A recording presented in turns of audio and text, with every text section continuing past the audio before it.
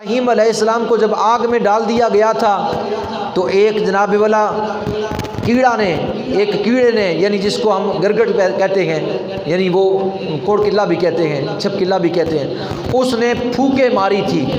تاکہ اس گرگٹ نے پھونکے لگائی کہ آگ اور جلے۔ بے ادب تھا، اسے ابراہیم علیہ السلام کے مقام مرتبے کا نہیں پتہ تھا، اس لیے اس نے پھونکے لگائی۔ اور حدیث مصطفیٰ میں ہے جہاں ملے ایک ضرب سے مار دو گے 60 نیکیاں ملے گی،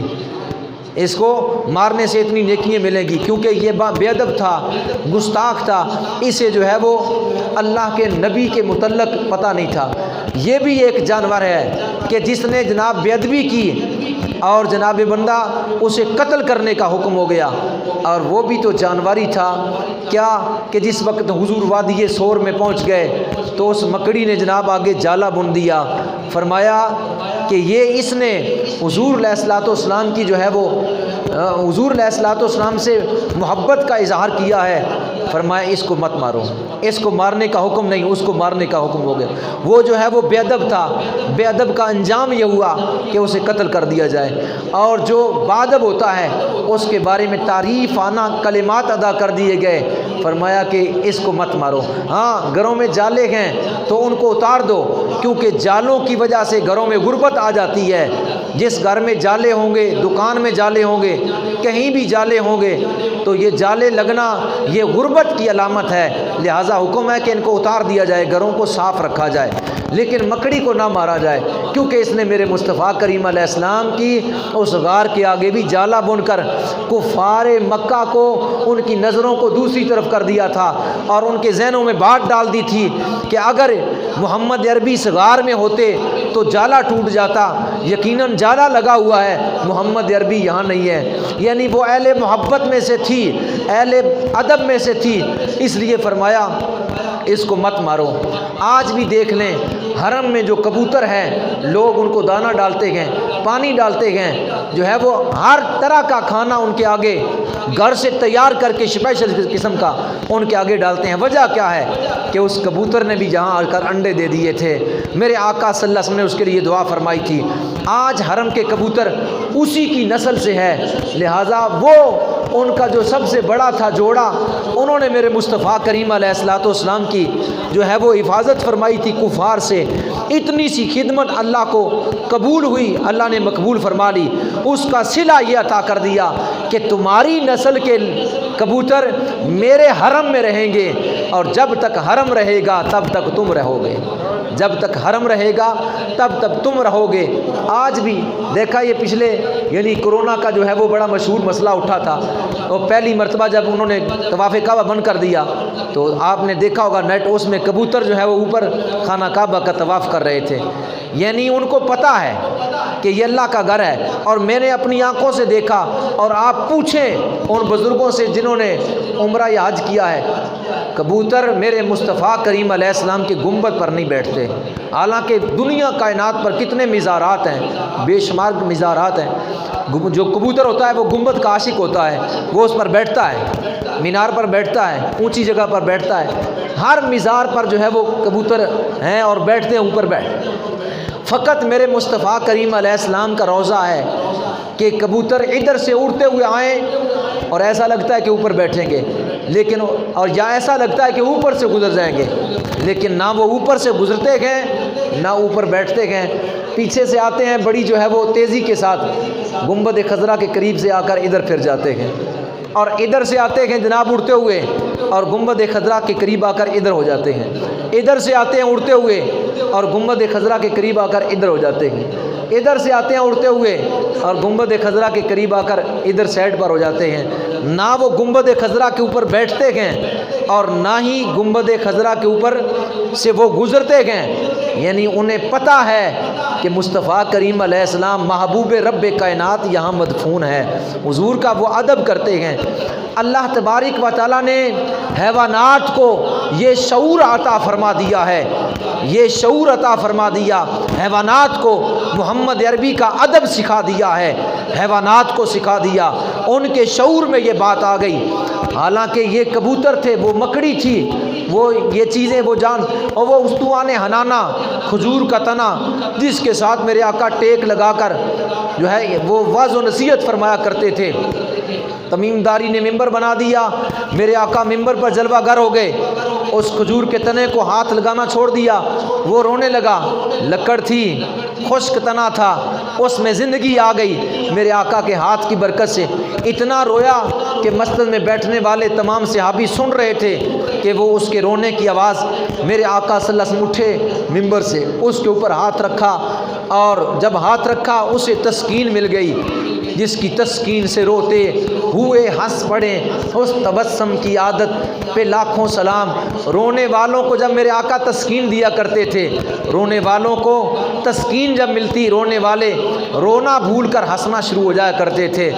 اور ان کے قلب میں ٹھنڈک اور سرور و سکون ہو جایا کرتا تھا، ان کا غم کافور ہو جایا کرتا تھا۔ اس لیے میرے آقا نے جب اس پر دستے پاک رکھا، اس کو تسکین ملی، جس کی تسکین سے روتے ہوئے ہنس پڑے، اس تبسم کی عادت پہ لاکھوں سلام۔ اگر کوئی روتا میرے آقا مسکراتے، میرے آقا کی مسکراہٹ دیکھ کر رونے والا مسکرانا شروع کر دیتا تھا، اس کا غم کافور ہو جایا کرتا تھا، اس کے دل میں چین و سرور آ جایا کرتا تھا۔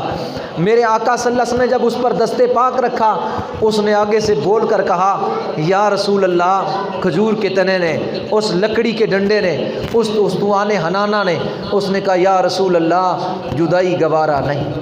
یعنی حیوانات اور جو ہے نباتات میرے آقا جدھر سے گزرتے، پتھر جو ہے وہ درود و سلام پڑھتے، اور درود و سلام پڑھتے۔ حضرت علی رضی اللہ تعالیٰ عنہ نے ایک مرتبہ عرض کیا، آقا کوئی بندہ بشر نظر نہیں آتا، درود و سلام پڑھنے کی آواز آتی ہے۔ فرمایا وہ پہاڑ کے اوپر سفید پتھر، وہ مجھ پر درود و سلام پڑھ رہا ہے۔ اے علی، میں اس وقت سے اس کو جانتا ہوں جب میں نے اعلان نبوت فرمایا اور یہ مجھ پر کلمہ پڑھتا ہے یا جو ہے وہ درود و سلام پڑھتا ہے، میں اس کو جانتا ہوں۔ یعنی پتھر، بیر و بر، شجر و حجر اور حیوانات، نباتات میرے آقا صلی اللہ تعالیٰ علیہ وسلم کی تعریف کرتے، حضور کو جان گئے، حضور کو پہچان گئے، ادب کرتے اور آپ کی جو ہے وہ پاسداری کرتے۔ لیکن افسوس در افسوس، آج اس پرفتن دور میں علم کی قلت نہیں ہے، علم کی قلت بھی نہیں ہے، علم کا عروج بھی آسمانوں پر ہے، لیکن جہالت کثیر التعداد میں ہے۔ علم ہونے کے باوجود حد درجہ کی جہالت ہے۔ حالانکہ جہاں ایک لائٹ لگی ہو تو اس کی روشنی اتنی ہوتی ہے، اور اگر اسی کمرے میں 10 لائٹیں لگی ہو روشنی کم نہیں ہوگی، زیادہ ہوگی۔ چاہیے تو یہ تھا پہلے علم کم تھا، عمل کرنے والے لوگ زیادہ تھے، اور آج علم زیادہ ہے، چاہیے تو یہ تھا آج عمل کرنے والے لوگ زیادہ ہوتے، آج شعور رکھنے والے لوگ زیادہ ہوتے، آج جو ہے وہ صحیح طریقے پر چلنے والے لوگ زیادہ ہوتے، آج جو ہے وہ باادب لوگ زیادہ ہوتے۔ حالانکہ اس وقت علم کم تھا، لوگ باادب زیادہ تھے، اور صاحب علم زیادہ تھے، اپنے جو ہے عمل زیادہ تھے، عمل زیادہ تھا، اور جو ہے وہ ادب بھی زیادہ تھا۔ آج علم زیادہ ہے لیکن جہالت کی انتہا ہے، جہالت کی انتہا ہے۔ پڑھا ہوا ہے، کتنا ہے پڑھا ہوا؟ 16 جماعتیں پڑھا ہوا ہے یا 16 کلاسیں پڑھی ہوئی ہے، لیکن ماں کے بارے میں کوئی پتہ نہیں کہ ماں کا حقوق کیا ہے، ماں کے سامنے کس طرح پیش آنا ہے۔ بیٹے کو باپ کے متعلق کوئی پتہ نہیں کہ کس طرح باپ کی خدمت کرنی ہے، اور باپ کے سامنے کس طرح جو ہے وہ باپ کے ساتھ ادب کے ساتھ پیش آنا ہے۔ ماں باپ تو دور کی بات ہے، اپنے آقا صلی اللہ تعالیٰ علیہ وسلم کے متعلق ہی ادب کے بارے میں علم نہیں کہ رسول اللہ صلی اللہ علیہ وسلم کی شان کیا ہے، اور کس طرح حضور علیہ الصلوۃ والسلام کے جو ہے وہ آداب، حضور کا ادب کرنا ہے، حضور کے قرآن کا ادب کرنا ہے، دین اسلام کا ادب کرنا ہے۔ اور حتیٰ کہ انسانی ناطے وہ ایک مسلمان، وہ تو عمل سے دور ہو ہی رہا ہے اور غیروں کے طریقے پر چل رہا ہے، اور جہالت آسمانوں کو چھو رہی ہے، اور اس بڑھتی ہوئی جناب والا کے ترقی کی طرف اس کے قدم اٹھ رہے ہیں، دین کو پس پشت میں ڈال کر اور غیروں کی تعلیم کو اپنائے جا رہا ہے، اور پھر حال یہ ہے کہ پڑھا ہوا مسلمان بھی اگر اسمبلی میں چلا جائے یا کسی شعبے میں چلا جائے، وہاں جا کر اس سے دین کے متعلق پوچھ لیں، نہ اس کو کلمہ آئے گا، نہ اس کو نماز آئے گی، نہ اس کو جناب دین اسلام کے احکام کے بارے میں علم ہوگا۔ غیروں کی صحبت، غیروں کی سنگت، غیروں کے طریقے اس طرف جو ہے حد پار کر دی کہ غیر اگر ہمارے دین کو، ہمارے آقا صلی اللہ علیہ وسلم کو بھونکنے لگے تو ہماری غیرت تب بھی جو ہے وہ اجاگری نہ ہو۔ آج اس پرفتن دور میں کوئی جو ہے وہ فراز سے اٹھتا ہے بے دین اور بدبخت، اور وہ ہمارے آقا صلی اللہ علیہ وسلم کے بارے میں گستاخانہ خاکے بنا دیتا ہے۔ کوئی کنجر جو ہے وہ پڑکنجر اٹھتا ہے کہیں سے، اور وہ جناب بندہ اسمبلی میں بیٹھ کر ہمارے آقا صلی اللہ تعالیٰ علیہ وسلم کے بارے میں جو ہے نازیبا کلمات کہہ دیتا ہے۔ جس طرح یہ کل پرسوں کی بات ہے، ایک انڈیا میں بے حیا بے شرم عورت، اس نے جناب اسمبلی کے اندر بیٹھ کر ہمارے آقا صلی اللہ علیہ وسلم کے بارے میں نازیبا کلمات کہہ دیے، بک بک کر دی۔ یعنی اتنا علم رکھنے کے باوجود جہالت کی انتہا۔ میرے آقا صلی اللہ تعالیٰ علیہ وسلم جیسی ہستی جو امام الانبیاء ہے، محبوب رب کائنات ہے، جن کی ذات کو حیوان بھی پہچانتے ہیں، انسان بھی پہچانتے ہیں، بیر و بر بھی پہچانتے ہیں، شجر و حجر بھی پہچانتے ہیں، خشکی تری پہچانتی ہے، حتیٰ کہ ہم جو ہے دنیا کائنات میں اس جانور کو سب سے گھٹیا جانور کہتے ہیں، یعنی گدھا، اس کو گھٹیا جانور کہتے ہیں۔ وہ گدھا بھی میرے مصطفیٰ کریم علیہ السلام کو جانتا ہے، لیکن آج کل کا انسان اپنے آپ کو غیروں کے جو ہے وہ اپنے آپ کو پر جو ہے وہ شیطان ابلیس کا جو ہے وہ بھوت سوار کیے ہوئے اور بے سوچے سمجھے اپنی پلیت زبان پر جو ہے اس طرح کے جو ہے وہ الفاظ لے آتا ہے اور اپنی آخرت کو جو ہے وہ برباد کر بیٹھتا ہے۔ وہ تو کافر ہیں۔ ہمارا مسلمانوں کا بھی حال یہی ہے، ہم بھی جو ہے وہ دین سے بے حد درجے بے خبر ہیں اور دور ہیں، ہم بھی دین سے دور ہیں اور مصطفیٰ کریم علیہ السلام کے احکام سے دور ہیں، اللہ رب العالمین کے احکام سے دور ہیں۔ تو میں عرض کر رہا تھا، میرے آقا کی ذات کو تو کائنات کی ہر شے جانے، اور ایسے بدتمیز اور بے ایمان لوگوں کو تو کوئی جانتا بھی نہیں ہے، اور وہ اٹھ کر جو ہے اس طرح بکواس کرے اور ہماری غیرت، ہمارا ایمان تقاضا نہ کرے، ہمارا ایمان پوچھے نہ، ہمارے ایمان میں جو ہے وہ لرزہ طاری نہ ہو، اور ہماری زبان پر کفر کے خلاف جو ہے وہ جہادیہ کلمہ جو ہے وہ جاری نہ ہو۔ نبی پاک صلی اللہ علیہ وسلم کے غلاموں پروانوں، وہ تو جناب بندہ، میں گدھے کی بات کا عرض کر رہا تھا، جس وقت خیبر فتح ہوا، میرے آقا صلی اللہ علیہ وسلم مال غنیمت میں گدھا آیا، حضور علیہ الصلوۃ والسلام نے اس سے پوچھا، اے گدھے تیرا نام کیا ہے؟ آپ کہیں گے کہ کیا گدھا بھی نام بتاتا ہے؟ ہاں، نبی کریم صلی اللہ علیہ وسلم کے غلاموں پروانوں، پوری روح کائنات کی ہر شے، چاہے انسان کی صورت میں ہے، چاہے حیوان کی صورت میں ہے، چاہے جاندار کی صورت میں ہے، چاہے بے جان کی صورت میں ہے، میرے آقا صلی اللہ علیہ وسلم کی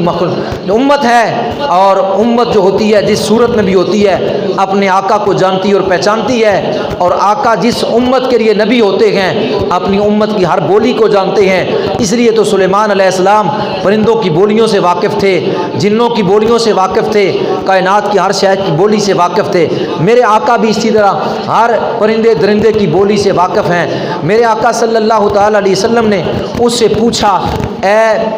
جو ہے وہ گدھے تیرا نام کیا ہے؟ اس نے کہا میرا نام یزید بن شعب ہے۔ اس نے کہا میرا نام یزید بن شعب ہے، شعب میرے باپ کا نام ہے، یزید میرا اپنا نام ہے۔ آپ نے فرمایا آج کے بعد تیرا نام یافور ہوگا، آج کے بعد تیرا نام یافور ہوگا۔ اس نے عرض کیا آقا یا رسول اللہ ٹھیک ہے۔ پھر اس نے عرض کی یا رسول اللہ میں ایک یہودی کی ملک میں تھا، یعنی میرا مالک یہودی تھا، اور جب وہ میرے اوپر سوار ہونے لگتا میں اس کو نیچے گرا دیتا۔ میں نے اس کو اپنے اوپر ساری زندگی سوار نہیں ہونے دیا، وہ مجھے ڈنڈے مارتا اور مجھے جناب اللہ تنگ کرتا، تکلیف دیتا، پیاسا رکھتا، بھوکا رکھتا، مجھ پر ظلم کرتا، لیکن جب ڈنڈے مارنے کے بعد، ظلم کرنے کے بعد مجھ پر سواری کرنے لگتا، میں کود پڑتا، میں اسے نیچے گرا دیتا۔ میرے آقا صلی اللہ علیہ وسلم نے فرمایا اے یافور اس طرح تو کیوں کرتا؟ اس نے کہا اصل بات یہ ہے یا رسول اللہ میں ان گدھوں کی نسل میں ہوں جن گدھوں پر پہلے نبی سوار ہوتے رہے، میں ان گدھوں کی نسل میں ہوں، عام گدھا نہیں ہوں۔ میں ان گدھوں کی نسل میں ہوں کہ جن پر نبی سوار ہوتے رہے. پتہ چلا جو آج گستاخی کرتا ہے، جو گستاخی آج کرتا ہے وہ انسان ہی نہیں ہے، وہ انسان ہی نہیں ہے، وہ کوئی حیوان ہے، حیوان سے بھی بدتر ہے. کیونکہ حیوان میرے آقا کو سمجھ جائے اور وہ انسان ہو کر نہ سمجھے تو یقیناً وہ انسان نہیں ہے، انسان سے بھی بدتر ہے، وہ خنزیر سے بھی بدتر ہے. نبی کریم صلی اللہ علیہ وسلم کے غلاموں پروانوں، حضور علیہ السلام نے فرمایا ایسا کیوں؟ اس نے کہا میں اس گدھے سے ہوں، عام گدھوں میں سے نہیں ہوں، ان گدھوں میں سے ہوں کہ جن پر نبی سوار ہوتے رہے. یا رسول اللہ، ان میں سے میں آخری گدھا، ان میں سے میں آخری گدھا. آپ آخری اللہ کے نبی. آج جو کہے کہ محمد عربی صلی اللہ علیہ وسلم کے بعد بھی کوئی نبی آ سکتا ہے، اس گدھے سے ہی پڑھ لے کہ یہ گدھا بھی کہہ رہا ہے کہ آپ کے بعد کوئی نبی نہیں. یہ گدھا بھی کہہ رہا ہے کہ یا رسول اللہ آپ کے بعد کوئی نبی نہیں ہے. جب یہ گدھا ہو کر آپ کی گواہی دے رہا ہے کہ آپ کے بعد کوئی نبی نہیں، تو تیرے اندر تو شعور ہے.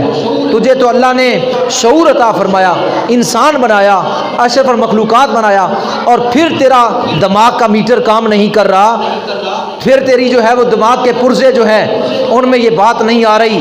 یہ گدھا جو ہے وہ بتا رہا ہے، کہہ رہا ہے یا رسول اللہ میں آخری گدھا ہوں ان گدھوں میں سے، آپ آخری نبی ہیں، آپ کے بعد نبی کوئی نہیں. میں جانتا تھا آپ مجھ پر سواری کریں گے. یہ پیٹھ میری آپ کے لیے تھی، یہودی کے لیے نہیں تھی.